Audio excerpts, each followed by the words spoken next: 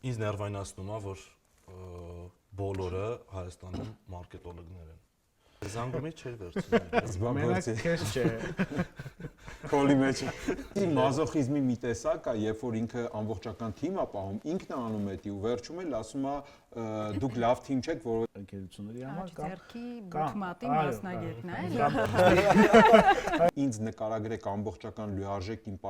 իմ խնդիրները, ես ինչ պետք է անեմ եւ ինչ չպետք է անեմ։ Այ արա, էլի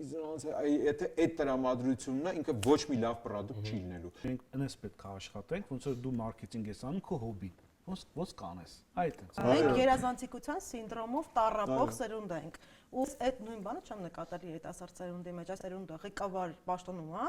ինքը շատ ավելի ճկուն է, շատ ավելի արագ է շարժում։ Կան էջենսիներ, եթե SEO-ի մեջ օրինակ բերեմ, link building-ով ես զբաղվում միայն։ Տեղի գովազդ ես տեսնում, որը որ օրինակ ասենք բացահայտ ChatGPT-ով գրած տեքստ է։ Ասխանիշներով, բաներով։ Հələ եկեք հերթով սաղի ոսկորները լվանք։ Կփորձեմ ու այսօր էլ փորձեցինք ինչ որ չափով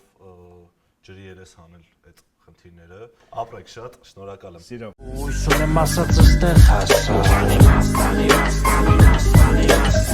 Լեն ասում եմ լսի նեղ մասա